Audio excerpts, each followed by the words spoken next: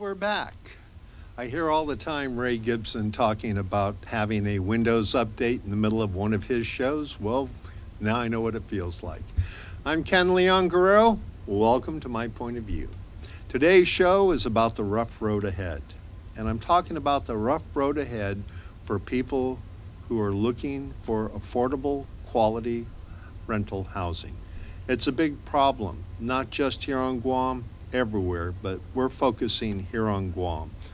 Because over the past 10 years, we've nearly seen a double in the cost of living here on Guam, but we haven't seen a double in our incomes here on Guam, which leads us to the following situation. Yeah, this is a political cartoon, but the lack of affordable housing is real. And as we saw not too long ago, a newspaper story about a elderly couple who are being forced to live in their pickup truck because they can no longer afford to find a place that they can afford to rent. It's sad that when we look at the fact that an elderly couple in their 70s is living in a pickup truck, but they're not the only ones. Earlier this week, we also saw a story on a homeless mother living on the streets trying to raise her child because she cannot find a place that she can afford to live in. And recently we had that story where a homeless woman died on a bench out near Micronesian Mall. It's getting to be a real serious problem here on Guam.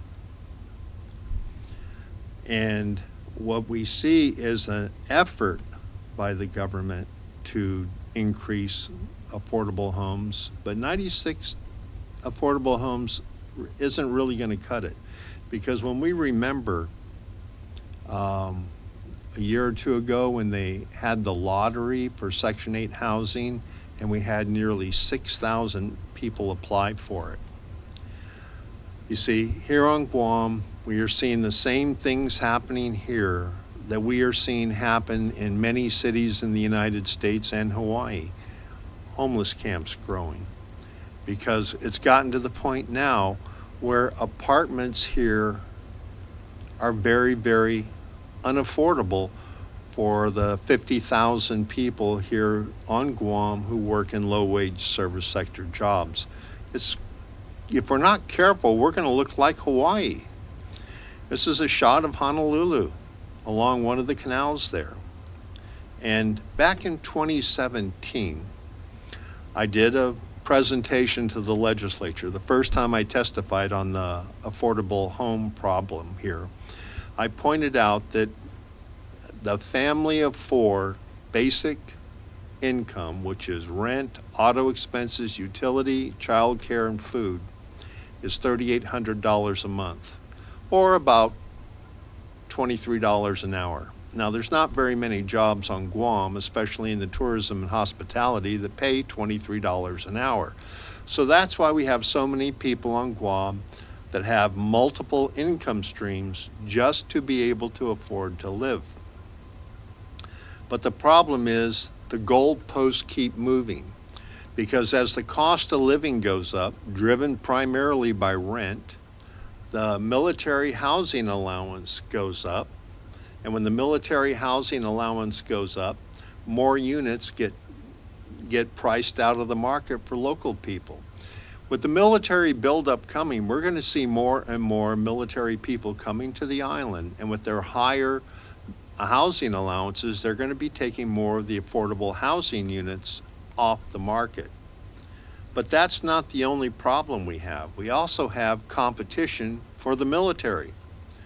Oddly enough, the federal government has competition from GURA, which is federally funded.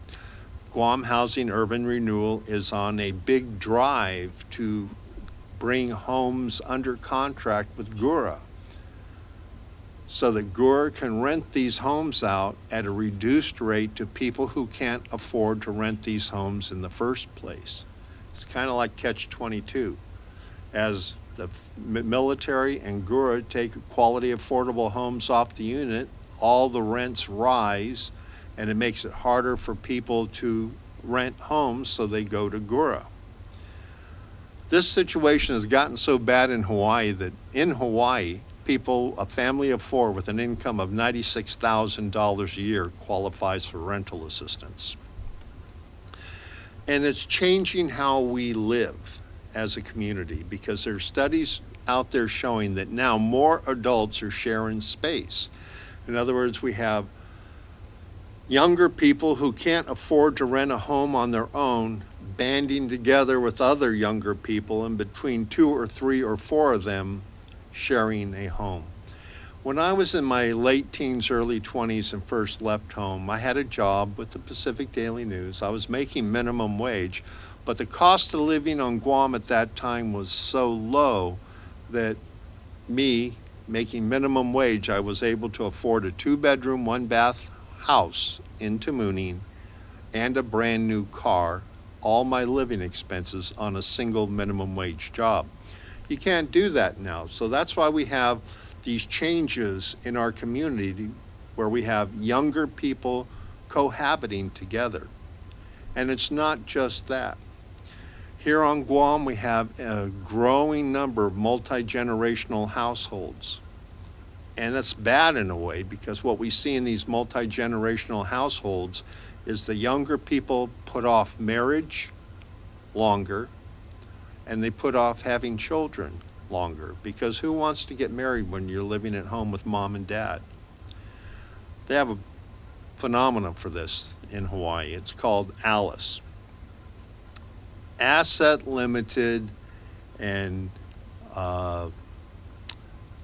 asset limited income. Well, anyway, what it is, it's the working poor. And in Hawaii, 200,000 families fall into the working poor situation. So when you look at Hawaii, the state of Hawaii has 10 times the population of Guam, and the state of Hawaii has about 200,000 families that fall into that working poor income gap. And we have the same thing here on Guam. We have a population of about 150,000 people, 153 based on the 2020 census, but I personally think about 3,000 of those families have already moved. And we have nearly 30,000 people that qualified for the All Rise.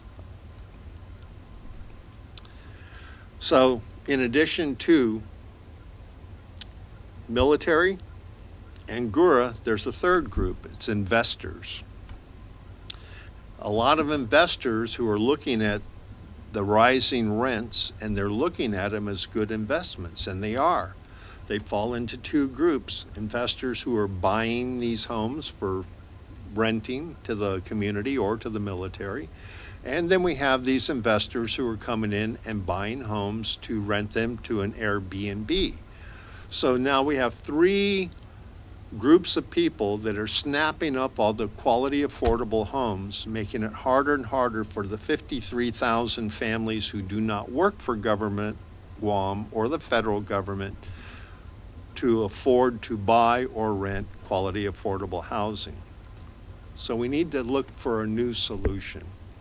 And since 2017, I've been advocating that we should do a Singapore style situation. Let's go to full screen on this. Now what we're looking at here is, in the upper part of this picture is the island of Singapore, and the lower picture is the island of Guam. Singapore has 220 square miles of land area. Guam has 212 miles of land area.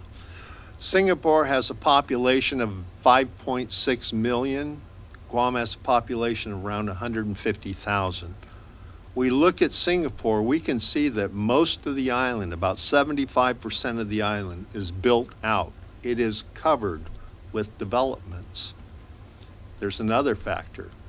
About 90% of the residents of Singapore have equity interest in their own home. When we look at Guam, we see about 75% of our island is not built out. So we have a lot of land that we could develop into homes if we were to follow the program that Singapore created that enabled nearly 90% of their residents to own their own homes. All that we lack right now is the political will, because the fact that affordable housing has been a problem here on Guam for 10 years is no surprise. The real surprise is the fact that politicians for the past 10 years have not done anything about improving the supply of affordable homes on this island. Now, when we look at the U.S. Census, we learned that between 2010 and 2020, we have only created 1,000 new homes on this island. Between 2010 and 2020, we've had 30,000 adults graduate from our education factory, and many of them have left our island because they could not afford to stay here, due in large part to the high cost of housing and the low wage service sector jobs that they were limited to. That's why we see all of our young people leaving the island, and many of them are not going to come back for years. Just in 10 years, we have lost almost 6,000 of our residents. So, before we get to the point where we have the last of person leaving Guam turning off the lights, I encourage all of you to recognize this. It's an election year. What we need to do is we need to focus on our politicians and our future politicians and ask them, what is your plan to create more affordable housing here on Guam? Because unless we get a group of senators in the legislature, they're going to make creating more affordable housing as important as banning paper bags and plastic bags. This affordable housing problem is going to get worse before it gets better. This is an election year. We have an opportunity here to reshape the People's House, which is the legislature, into one that's going to put serving the needs of the people first. And I encourage every one of you watching this video right now, reach out to these incoming senators, both incumbent and new, and ask them, what is your plan to create more affordable homes on Guam? What is your plan to increase the rates of home ownership on Guam? And vote accordingly. I'm Ken Leon Guerrero. This is my point of view. You have a good day, and I thank you for your patience as we work through these technical challenges we had today.